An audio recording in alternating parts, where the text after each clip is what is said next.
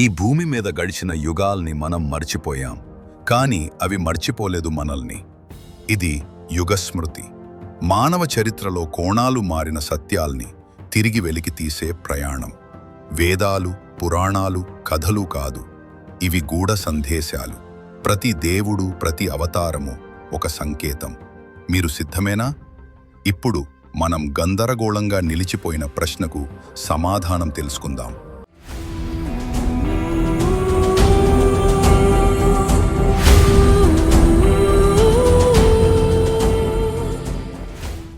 మత్స్య, కూర్మ, వరాహ, నరసింహ, వామన, పరశురామ, రాముడు, కృష్ణుడు, ఇవి లెక్క పెడితే 8 అవతారాలు స్పష్టంగా ఉన్నాయి.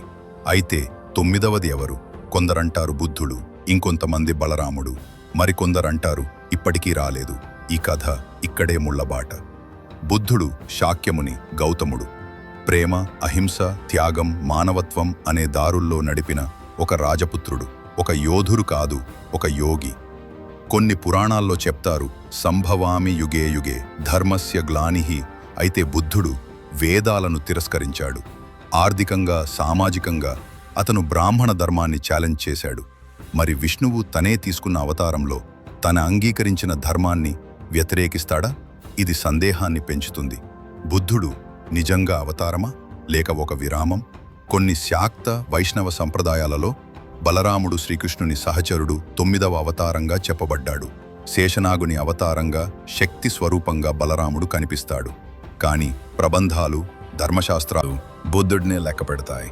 మరి విషయమేమిటి? శ్రీకృష్ణుని తర్వాత మనుషుల చేతిలో కాలం చెదురుగించబడింది. మధ్యయుగం. ఇది శాస్త్రాలే మౌనమైపోయిన కాలం. మరి అంతరావతారం అని పిలిచే ఈ స్థానం దేవుడు తీసుకున్న మానవ రూపం కానిది అయి ఉండవచ్చు. అది బుద్ధుడైతే శాంతి, బలరాముడైతే శక్తి, లేక మనం ఇంకా ఎదురు చూస్తున్నా అనేది కర్మపై ఆధారపడింది. చివరికి 10వ అవతారం కల్కి, శ్వేతాశ్వంపై స్వారోహణ చేసి దుష్టులను నశింపజేసే, ధర్మాన్ని తిరిగి స్థాపించే ఒక కాలచక్ర యోధుడు. కానీ కల్కి ఇంకా రాలేదు. అంటే మనం ఈ మధ్య వ్యవధిలో ఉన్నాం. అది బుద్ధుని శాంతయుగమా, లేక శక్తి నిలిచిపోయిన సమయం? ఇప్పుడు మీరు అనుకుంటుండవచ్చు, బుద్ధుడు కాదు, బలరాముడు కాదు అంటే మరి అసలైన 9వ అవతారం ఎవరు? నా బలమైన నమ్మకం, శాస్త్ర సమాధానం, సంప్రదాయ గమనిక ఇవన్నీ ఒకే దిశ చూపుతున్నాయి. శ్రీ వెంకటేశ్వర స్వామి కాలచక్రంలో కలియుగానికి అధిపతి, ప్రళయానికి ముందు విశ్వాన్ని కాపాడే ధర్మధారి, మాయాజాలాన్ని అధిగమించి భక్తికి రూపం అందించిన దేవుడు. ఆయనే శ్రీనివాసుడు. భవిష్య పురాణం చెబుతోంది, కలియుగే ప్రాప్య విభవం వెంకటేశం మహామయం. కలియుగంలో భక్తులను కాపాడటానికి వెంకటేశుడు అవతరించాడని. పద్మపురాణం, వారాహ పురాణం ఇవన్నీ తిరుమల మహిమను వర్ణిస్తున్నాయి.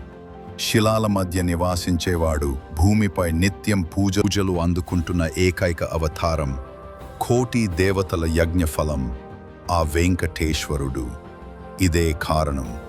అందుకే తిరుపతిలో దశావతార శ్రేణి కృష్ణ వద్దే ఆగిపోతుంది. ఎందుకంటే 9వది మీ ముందే ఉంది, ఆలయంలోనే ఉంది. అతడే శ్రీ వెంకటేశ్వరుడు. అతడే కాలానికి అనుగుణంగా రూపం మార్చుకున్న నారాయణుడు. ఇది ఇంకేం కావాలి బాబోయ్? బలరాముడైతే తిరిగి వెళ్ళిపోయాడు, బుద్ధుడు అస్పష్టంగా ఉంది. కానీ వెంకటేశ్వరుడు ఇంకా ఉన్నాడు. మనందర్నీ రక్షించడానికి తిరుమలలో ఉన్నాడు. అంతేకాదు, ఇది చరిత్ర కాదు, ఇది నిత్యం జరుగుతున్న ఆరాధన. ఓ రకంగా చెప్పాలంటే మన కాలంలో ప్రత్యక్షంగా చూడగలిగే ఏకైక అవతారం వెంకటేశ్వర స్వామి. ఇంతకంటే ఎక్కువ ఆధారం ఏది కావాలి? కాబట్టి మీకు ఈ ప్రశ్న విన్నప్పుడు విష్ణువు యొక్క 9వ అవతారం ఎవరు? మీ జవాబు తడారకుండాలి, శ్రీ వెంకటేశ్వర స్వామే అవతారము. మీకు ఈ గూఢమైన విశ్లేషణ నచ్చిందా? అప్పుడు యుగస్మృతి ఛానల్కి సబ్స్క్రైబ్ చేయండి. చరిత్రలోని మరచిపోయిన మనుల్ని వెలికి తీసే మా ప్రయత్నానికి మీరు భాగమవ్వండి. ఆలోచించండి, ప్రశ్నించండి, జ్ఞానం కోసం ప్రయాణించండి. మన స్మృతి, మన యుగం.